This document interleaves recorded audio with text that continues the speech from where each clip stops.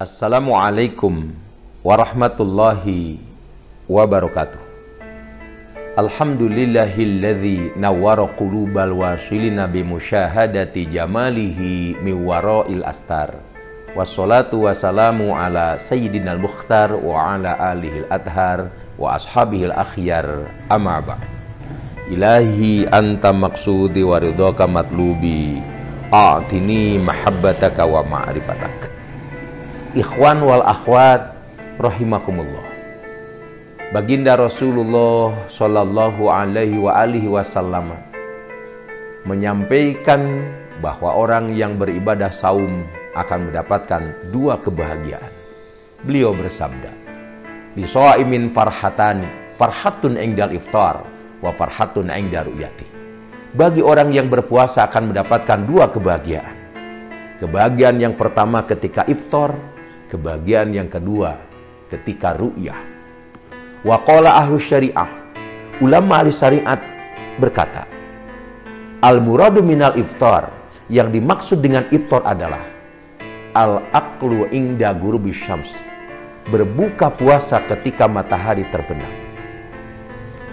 Matahari terbenam, berkumandang azan maghrib, tanda ibadah saum berakhir pada hari itu, datang waktu berbuka. Orang yang beribadah saum akan mendapatkan kebahagiaannya tersendiri, berbeda dibanding dengan orang yang tidak beribadah saum. Seorang yang kaya raya tapi tidak berpuasa, bandingkan dengan orang yang miskin papa tapi ibadah saum. Orang yang kaya mungkin di meja makannya minuman yang serba lezat, mewah, megah dan mahal. Makanan-makanannya yang super mewah, steak tenderloin misalnya. Bandingkan dengan orang yang miskin, di meja makannya ketika dia berbuka hanya air putih, 3 butir korma, makanan lauk pauknya hanya ikan asin. Tapi kebahagiaannya akan berbeda. Orang yang miskin akan mendapatkan kebahagiaan itu dibanding dengan orang yang kaya yang tidak berpuasa. Kemudian yang dimaksud dengan ru'yah adalah ru'yatul hilal lailatul Aid, melihat hilal bulan Syawal di malam Idul Fitri. Berakhir bulan Ramadan, datang bulan Syawal, tanda 1 bulan telah selesai melaksanakan ibadah saum, mendapatkan sebuah kemenangan. Bahagia orang itu, meskipun pakaiannya yang sederhana, tapi ibadah saum. Perginya hanya berjalan kaki tapi beribadah saum. Akan berbeda kebahagiaannya dengan orang yang menggunakan pakaian pada hari itu yang sangat mahal, dengan kendaraan yang sangat super, tapi tidak beribadah saum.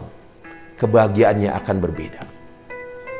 Lebih dalam lagi, ulama ahli thariqah menyatakan bahwa al-muradu minal iftar, yang dimaksud dengan iftar dalam versi ulama ahli thariqah adalah inda dukhulil jannati bil aqli bima fiha minan na'im, ketika masuk surga dan mendapatkan fasilitas di dalam surga itu dari berbagai kenikmatan-kenikmatan surga.